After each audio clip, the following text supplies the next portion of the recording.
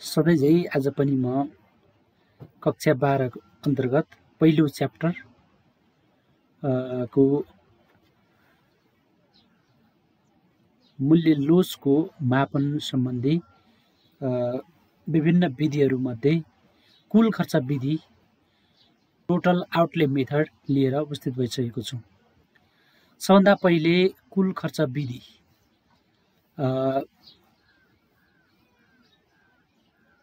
Alfred मार्शलले यसलाई प्रतिपादन गरेका हुन्।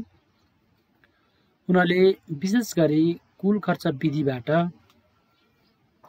मागको मूल्य लोचलाई चाहिँ मापन गर्न सकिन्छ भनेर यस विधिको चाहिँ विकास गरेका हुन्। हामीले मागको लोच सम्बन्धी मूल्य लोच, आय लोच, क्रस इलास्टिसिटी अथवा छड्के लोच जस्ता विधिहरू लोचहरूको बारेमा हामीले पढिसकेका छौँ र ती विधिहरू अथवा ती लोचहरूबाट पनि मागको लोचहरू चाहिँ निकाल्न सकिन्छ हैन। मूल्य लोचलाई हामीले 5 किसिमबाट चाहिँ निकाल्न सकिन्छ भनेर चाहिँ त्यसका प्रकारहरूमा पढेका थियौँ। त्यस्तै आय लोच, आयले पनि मागलाई प्रभाव पार्छ र आय इन्कममा परिवर्तन हुँदाखेरि मागमा कसरी परिवर्तन हुन्छ भन्ने कुरालाई पनि आय लोचले चाहिँ मापन गर्ने काम गर्छ। त्यसैगरी छड्के लोच सम्बन्धित वस्तुहरूको मूल्यले पनि मागलाई प्रभाव पार्ने भएको हुनाले त्यसबाट पनि मागको लोच चाहिँ 3 किसिममा चाहिँ विभाजन गरेर हामीले अध्ययन गरिसकेका छौँ। विद्यार्थी भाइ बहिनीहरू, आज कुल खर्च विधि यो प्राय हैन कक्षा 12 को चाहिँ फाइनल इक्जाममा चाहिँ प्राय सोध्ने गर्छ र विद्यार्थी भाइ बहिनीहरू यहाँ हैन अलि अल्मलिने गर्ने गर्छ हैन। योभन्दा पहिले मैले लिएका इक्जामहरूमा हैन लाई चाहिँ मैले मूल्याङ्कन गर्दा खासै कुल खर्च विधिलाई चाहिँ प्रश्नसँग तालिका र रेखाचित्रबाट चाहिँ यसलाई प्रस्ट्याउन सकेको चाहिँ मैले पनि पाएको छैन। त्यसकारणले गर्दाखेरि यस विधिलाई एकदमै त्यति अप्ठ्यारो छैन, एकदमै सजिलो छ। सबभन्दा पहिले त हामीले यस विधिलाई अल्फ्रेड मार्शलले चाहिँ मागको मूल्य लोच, प्राइस इलास्टिसिटी मापन गर्नको लागि चाहिँ विकास गरेका हुन् अथवा प्रतिपादन गरेका हुन्। उनले यस विधिमा चाहिँ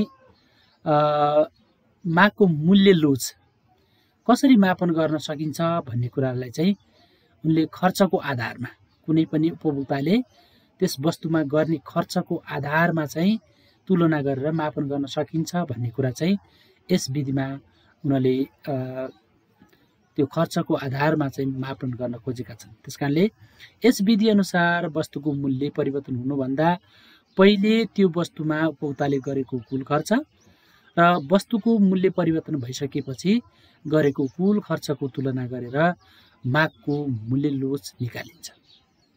तसर्थ यस विधिबाट मागको लोच है मूल्य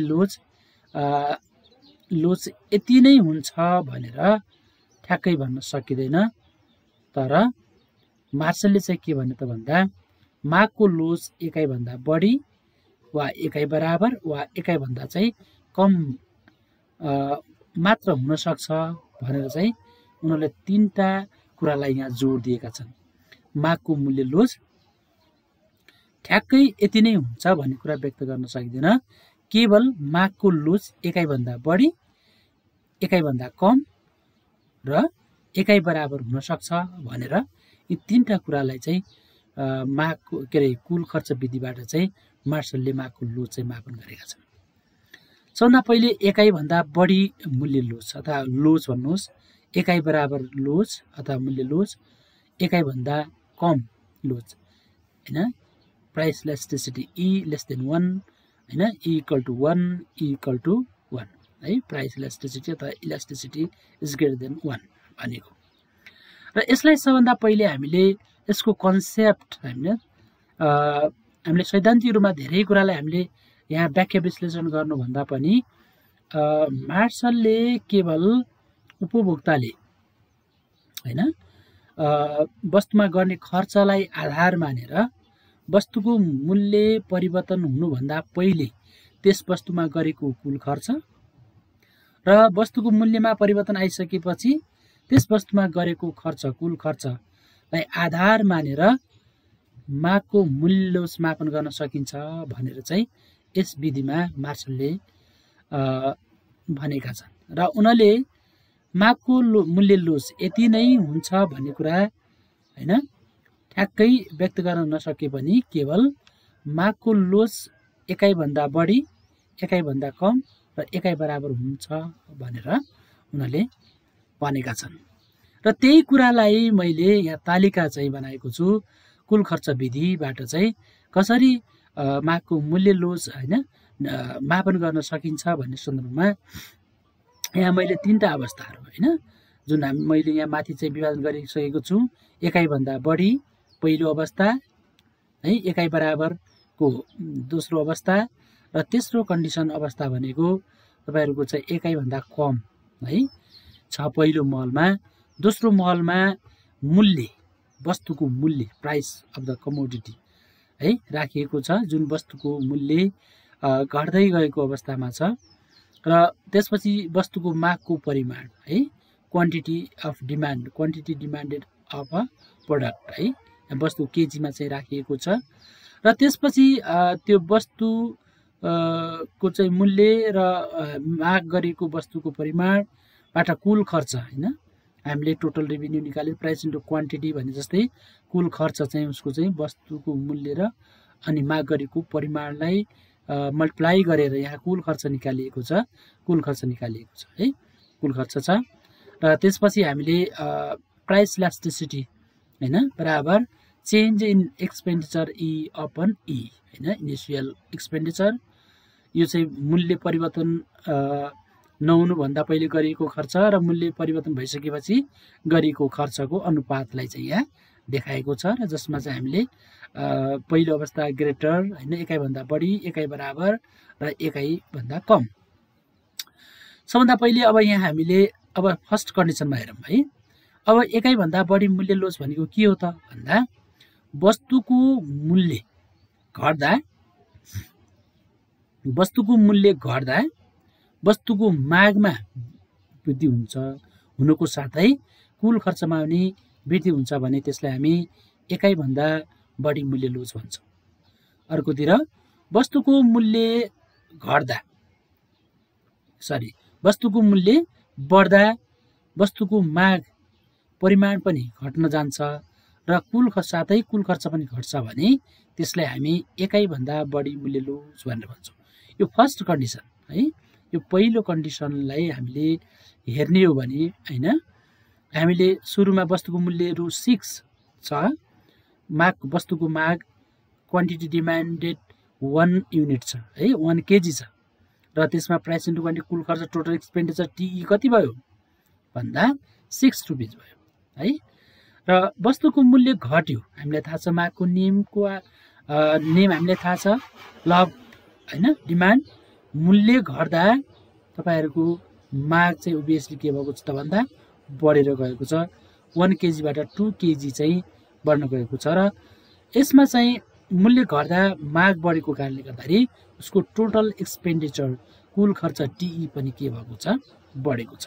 है र जसमा हामीले अब प्राइस इलास्टिसिटी हेर्ने हो भने हैन 10 हैन उसको चाहिँ चेन्ज इन ई हैन अब वस्तुको मूल्य परिवर्तन भइसकेपछि गरिएको कुल खर्च अपन प्रारम्भिक खर्च अथवा सुरुको खर्च हामीले चाहिँ यहाँ रेसियो अनुपातमा राख्ने हो भने विच इज ग्रेटर देन 1 हैन एकाइभन्दा चाहिँ बढी छ 1.66 आएको छ विच इज ग्रेटर देन 1 हैन एकाइभन्दा बढी चाहिँ मागको मूल्य लोस चाहिँ छ यो पहिलो कन्डिसन है अब यहाँ हामीले वस्तुको मूल्य सुरुको मूल्य रु 5 मान्ने हो भने सुरुको चाहिँ माग गरेको वस्तुको परिमाण 2 केजी छ जसमा खर्च चाहिँ 10 छ हैन भने वस्तुको मूल्य अब 5 बाट बढेर 6 भयो है इन्क्रिज भएर 6 भयो हुँदा डिमान्ड उसको 2 केजीबाट 1 केजी घटेर गएको छ र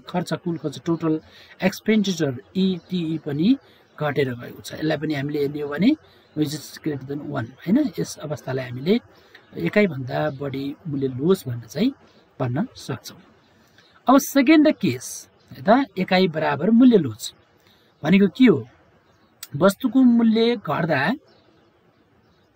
वा बढ्दा हैन, वस्तुको मूल्य घट्दा वा बढ्दा कुल खर्च समान हुन्छ भने हैन, वस्तुको हुन्छ भने त्यसलाई हामी एकाइ बराबर मूल्य लोज भन्नु भन्छ। अर्थात् वस्तुको मूल्य हैन घट्दा माग परिमाण बढ्ने हैन, माग परिमाण बढ्ने र वस्तुको मूल्य घट्दा बढ्दा वस्तुको माग घट्ने अवस्थालाई चाहिँ हामी के भन्छौँ? एकाइ बराबर मूल्य लोज भनेर भन्छौँ है। यहाँ मानौँ सुरुमा वस्तुको मूल्य 4 छ, डिमान्ड 3 छ, जसमा चाहिँ क्वान्टिटी डिमान्ड चाहिँ 3 केजी छ। यसको खर्च चाहिँ टोटल आउटले चाहिँ कति छ भन्दा कुल खर्च 12 रुपिस छ है। र वस्तुको मूल्य घटेर 4 बाट 3 भएको छ र डिमान्ड चाहिँ बढेको छ, डिमान्ड बढेर 4 युनिट भएको छ, 4 केजी भएको छ र खर्च चाहिँ उति नै छ है। यहाँ प्राइस इन्टु क्वान्टिटी गर्दा 12 हुने भएको छ। त्यस कारणले यहाँ हामीले के भन्न सक्छौँ त भन्दा एकाइ बराबर मूल्य लोज भनेको वस्तुको मूल्य घट्दा वा बढ्दा कुल खर्च चाहिँ के छ भन्दा समान हुन्छ भने त्यसलाई एकाइ बराबर मागको मूल्य लोज भनेर भन्छौँ।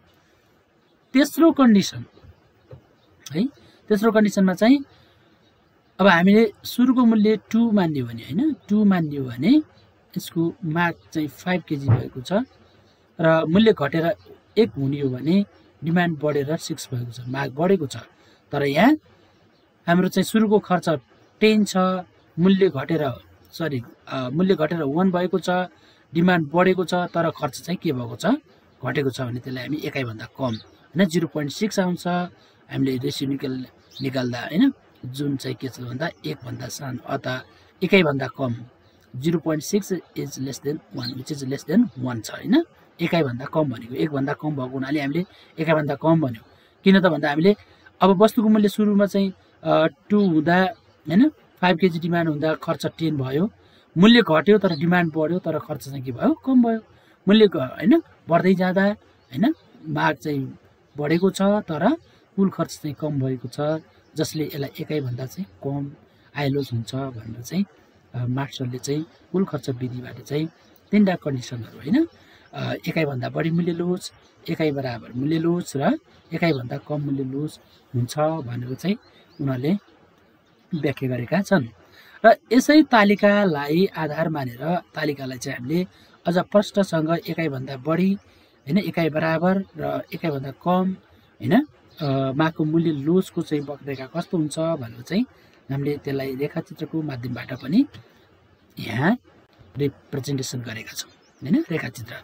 ल हेर्नुहोस्, अब सबभन्दा पहिले हामीले फर्स्ट कन्डिसन हेरौँ, price elasticity is greater than 1 हैन, जुन टी अथवा टीसी पोर्सनले चाहिँ देखाएको छ। हामीले यहाँ सबभन्दा पहिले हामीले एक्सप्लेन गर्दा अथवा यसलाई परीक्षामा नि हामीले व्याख्या गर्ने क्रममा चाहिँ सामान्यतया हामीले के कुरा गरेका छौँ ती कुरालाई आधार मानेर चाहिँ व्याख्या गर्नुपर्ने हुन्छ। सबभन्दा पहिले हामीले ओ एक्स अक्षमा चाहिँ कुल खर्च मापन गरेका छौँ हैन, टोटल आउटले अथवा टोटल एक्सपेन्डिचर टी चाहिँ मापन गरेको छ। ओ वाइ अक्षमा चाहिँ हामीले वस्तुको मूल्य हैन राखिएको छ र टीजी चाहिँ तपाईहरुको कुल खर्च वक्ररेखा हो, कुल खर्च वक्ररेखा हैन। TG is total expenditure curve भनेर पनि भन्न सकिन्छ, जुन जस्ट लाइक यु हैन कर्भ छ, यु चाहिँ शेप छ विच इज कतातिर चाहिँ लेफ्ट साइडतिर चाहिँ यु शेप चाहिँ भएको छ हैन। र यो चाहिँ टीसी एउटा पोर्सन हो भने अनि सीडी एउटा पोर्सन हो र डीजी चाहिँ एउटा पोर्सन हो, अथवा टीसीले चाहिँ एकाइ भन्दा बढी मागको मूल्य लोजलाई चाहिँ जनाउँछ, सीडीले चाहिँ एकाइ बराबर मागको लोजलाई चाहिँ जनाउँछ र डीजीले चाहिँ तपाईहरुको एकाइ भन्दा कम मागको लोजलाई चाहिँ जनाउने काम गर्छ। र सिम्पली हामीले माथिको तालिकामा वस्तुको मूल्य र त्यसपछि कुल खर्चलाई आधार मानेका छौँ। हामीले कुल खर्च हैन प्रत्येक एकाइमा गरिएको अथवा मूल्य चाहिँ घट्दै जाँदा वा बढ्दै जाँदा गरेको खर्चलाई चाहिँ खर्चको आधारमा यो वक्ररेखालाई हामीले प्लटिङ गरेका छौँ माथिको तालिकालाई। वस्तुको मूल्य 1 2 3 4 5 6 हैन 6 सम्म चाहिँ हामीले वस्तुको मूल्य राखिएका छौँ भने त्यसपछि खर्च हामीले 6 10 12 हैन राखिएको छ। सुरुमा हामीले एकाइ भन्दा बढी मागको लोचलाई चाहिँ लिन सक्छौँ E इज ग्रेटर देन 1। वस्तुको मूल्य रु 6 हुँदा है उसले खर्च कति गरिरहेको छ 6 हैन रुपैयाँ चाहिँ गरेको छ। त्यस्तै मूल्य घटेर 6 बाट 5 भएको छ उसको खर्च चाहिँ 10 भएको छ रुपैयाँ हैन 6 बाट बढेर 10 भएको छ हैन। खर्च उसको मूल्य घट्दै जाँदा डिमान्ड उसको क्वान्टिटी डिमान्ड बढेको कारणले गर्दाखेरि खर्च पनि बढेको कुरा चाहिँ देखाएको छ।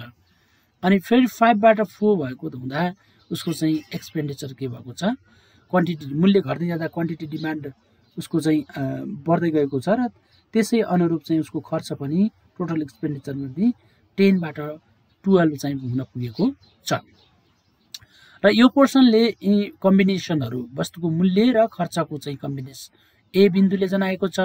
त्यस्तै 5 र 10 को कम्बिनेसनलाई बी ले जनाएको छ। 4 र त्यसपछि 12 को चाहिँ अथवा मूल्य र खर्चको चाहिँ कम्बिनेसन सी यो कम्बिनेसनलाई सी ले जनाएको छ। यी एबीसी पोइन्टहरूलाई कम्बिनेसनहरूलाई हामीले कन्टिन्युअसली जोड्ने हो भने जोइन गर्ने हो भने टीसी एउटा चाहिँ कर्व चाहिँ प्राप्त हुन्छ हैन जुन चाहिँ डाउनवर्ड स्लोपिङ हैन डाउनवर्ड स्लोप तलतिर यसको झुकाव चाहिँ नकारात्मक हुन्छ अर्थात् वस्तुको मूल्य र माग बीच उल्टो सम्बन्ध देखाएको छ। अर्थात् यहाँ हामीले यसले मागको नियमलाई चाहिँ प्रेजेन्टेसन गरेको छ हैन। मागको नियमले के भन्छ मागको वक्ररेखा पनि के जसलाई डिमान्ड कर्व भएको छ एक्सपेन्डिचर कर्व यो खर्च रेखा हो हैन कुल खर्च रेखा हो तर चाहिँ हामीले माग वक्ररेखा जस्तै चाहिँ similar to the demand curve भएको छ है। किन भन्दा वस्तुको मूल्य घट्दै जाँदाखेरि वस्तुको माग बढेको छ वस्तुको माग बढ्दाखेरि उसको खर्च पनि बढेको छ है।